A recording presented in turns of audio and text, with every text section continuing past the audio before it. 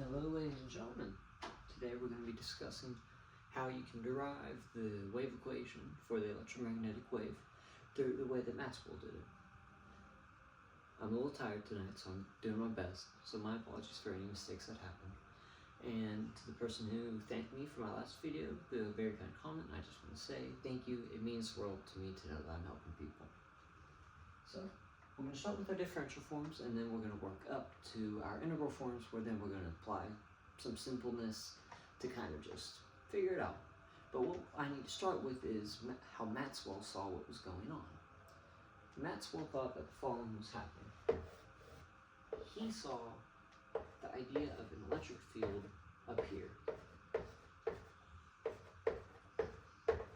It's an electric field, and it's only in the y direction. This is our x direction, and then what we have is our z.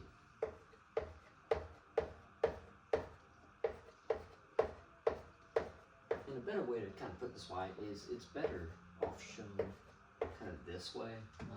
So I'm instead going to show it like that.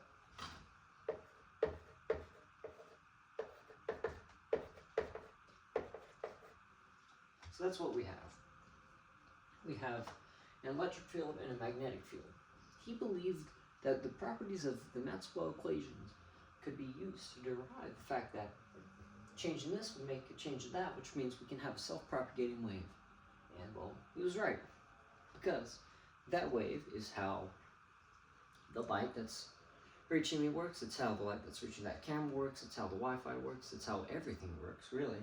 I go and grab my satellite gear and stuff to kind of show you, but my dish is already large enough, and then I've got all of that. But I'll show you a little radio, a little example. So many different things that we use this with. Not to be confused with acoustic waves, though. While waves have a lot of similar properties, they're not the same. So, and just so I can label it, here's E, here's B. That's Maxwell's original kind of preconceived idea. There's two equations that we're going to be using as well. We're going to use the Maxwell-Faraday and the Maxwell-Ampere law. We're going to start with Faraday's law because it's simpler. That is that the change in the electric is equal to the negative change in the magnetic with respect to time. So how can this one be converted into an integral form? It's going to be simple. It's Stokes' theorem. I'm going to take this volume integral and then do the same thing. And so what it ends up giving us is, because of what we know of this, my bad, area. Little mistake. And so Stokes' theorem ends up to give us that that's equal to,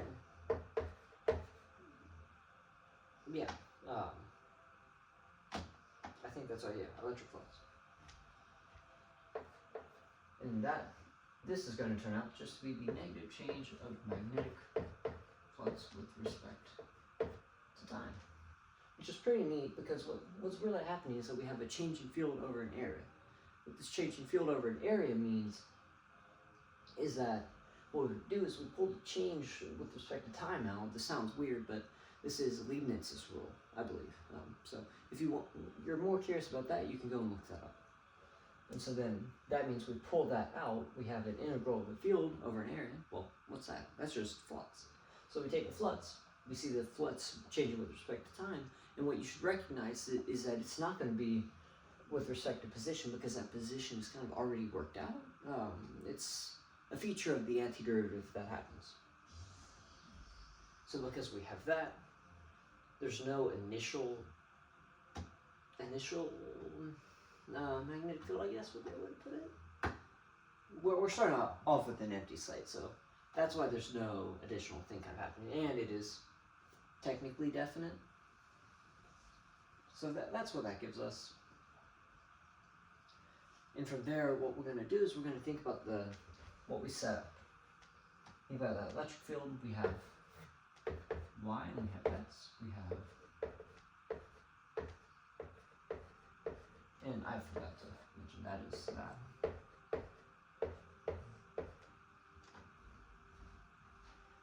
So because we have that electric field up, this is true for a positively oriented line integral. So what we're going to do is make a positively oriented line integral. We're going to go up this way, left this way, down this way, and lead it back. What's going to happen? Well, let's look at the parts where it's perpendicular to. Look at that dot product. DL's going that way, field's going that way. Cosine of 90 is 0. So what we immediately figure out is that that part doesn't matter, that part doesn't matter. And, well, now let's look at the rest. We're going up with the field, but what we didn't quantize is what's happening between here and here, and that's not proper use of the word quantize, by the way. But what we didn't kind of specify is that what we're going to do is call this x, and then we're going to call up here x plus delta x. So we have some kind of change in x, that's just going to be the width, and then what we have up here is a height, because of course it's a line integral, so the length of that's going to be the height, and so what it ends up giving us is the following. For the line integral, it's going to be the height, and it can be factored out, so I'm just going to do that ahead of time. Don't stress it, it's just because these two are the same length. And what we get is E x plus delta x minus E of x. Okay, cool. And so what we're going to decide to do is what happens as this shrinks down infinitely small. Let's think about that one. So we know that this is what we have already.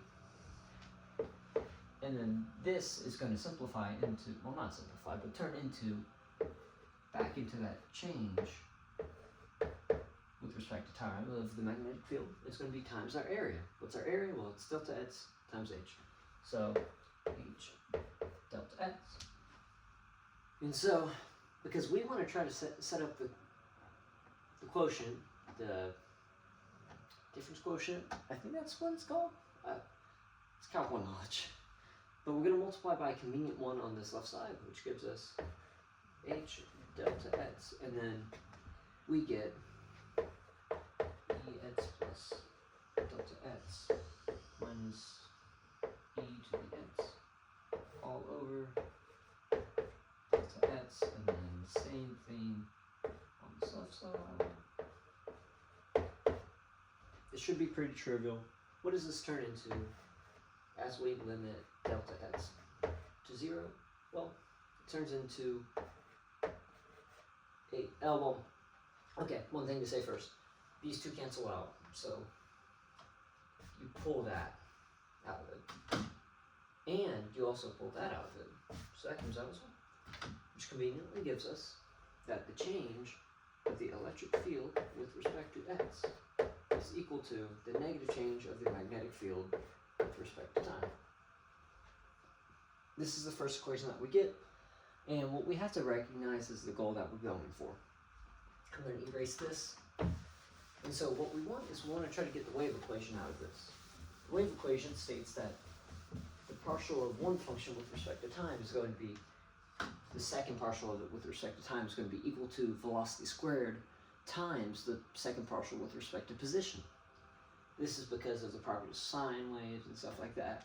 That's kind of a diffy Q topic. I think would be a better place to discuss it in more depth. But our goal, what we want to get kind of, is going to be the partial of some function, second, with respect to time, second. It's going to be equal to velocity squared, second, that, second. So that's our goal. We just got to be able to get there. But we can. In fact, we're almost there. We just have to use one more equation. That's going to be the Ampere-Maxwell equation. What does that look like? So the curl of the magnetic field is going to be equal to mu naught, some current density, plus mu naught, epsilon naught, and then change of the electric with respect to time. We're almost there. We're almost there, ladies and gentlemen. We can do this. So now what we have to recognize is that in our picture there is no current. Glad they get that one out of here. So now what we're going to do is do another integral over our area. And this one does the Stokes theorem thing, and it turns out to be B dot dl. It's going to be equal to mu naught epsilon naught, and then our flux. I can't. There's no rubber this one.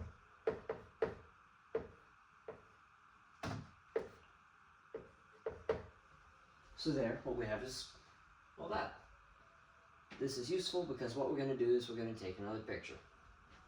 We're going to think about how it worked out with our z direction and x. We recognize that it was going down. We're going to do another line integral. It's going to be the same exact way with x plus delta x. It's the same thing, just negative. You recognize that those go out, and you recognize that our first one's going to be negative, so what we get is going to be, let me see if there's any way I can do this neither. No, I think we're just going to have to deal with that. So it'll be negative, and what we have this time is a length, because we're on a different axis than earlier, so I'll just denote it that L, not the same L. It's kind of similar, but it's not the same. It's about a quarter L or something like that. But what we have is we have that negative L come out. We're going to multiply it again by that delta x over delta x. But I'll say that for the next step.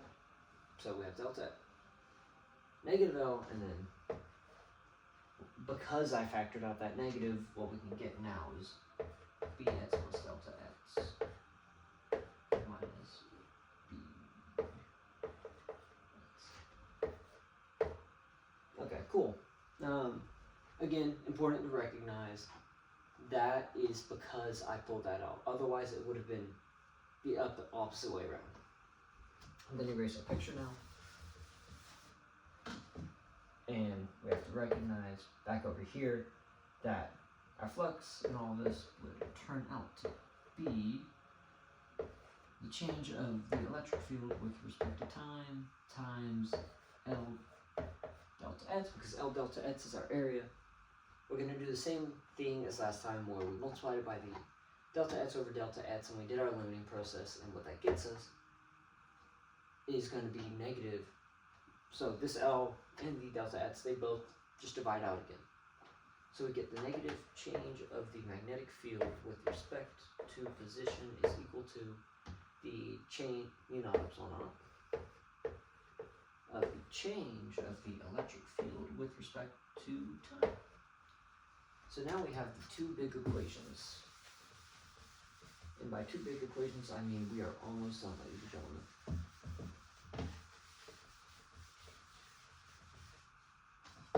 If you look at these, the truth is there's only one step left. Two steps, really, but it's just one more derivative and one more plugging in. And then we can get a cool thing like the speed of light. Or we can then solve the partial differential equation and be able to say, oh, cool. That's the function that tells us the where in the wave you are, stuff like that, based on position. Whew. What we're going to do here is look at this. We want e to time, and we want that to be to the second. So what we're going to do is, because we have this, we're going to take our partial with respect to time again. So what we get is that the negative b del x del time equals mu naught epsilon naught.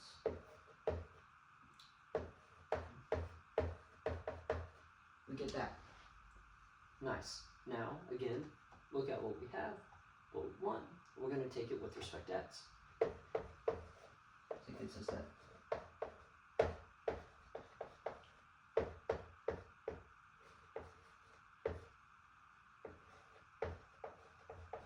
And so what you should have learned in your calculus class is that the order of your partials does not matter. Therefore, these two are equal.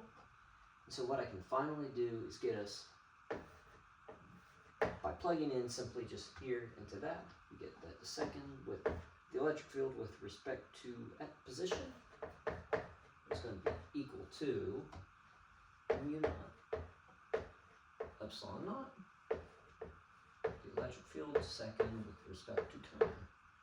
Now you're going to look at this and either you recognize immediately what's wrong, or you're going to be like, that's a really, really small number. And it is a really, really small number because they're flipped. What we need to do is just do the opposite thing. We get at the second of the electric field with respect to time is going to be equal to 1 over mu naught epsilon naught, and then times the change of the electric with respect to the position of the second. That is that's Maxwell's electromagnetic wave equation for electromagnetic waves. So first, take a breather. That was something. Now let's think. How are we going to go ahead and get our speed of it? Well, look at that, look at that. It becomes pretty trivial that if this is v squared, then v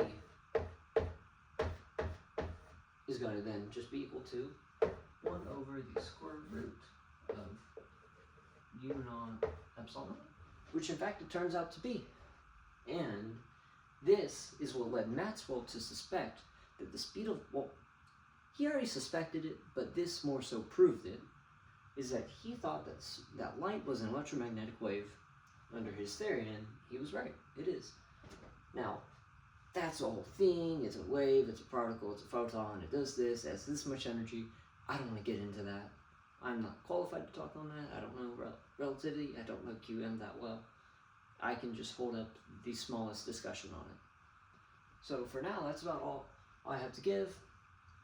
I might do the derivation based on the differential forms.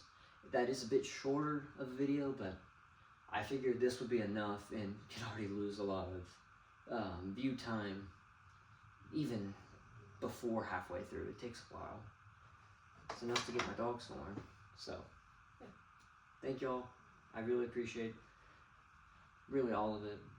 I do this because I really just want to try to help people. It makes me so happy to see that I am. So, thank y'all.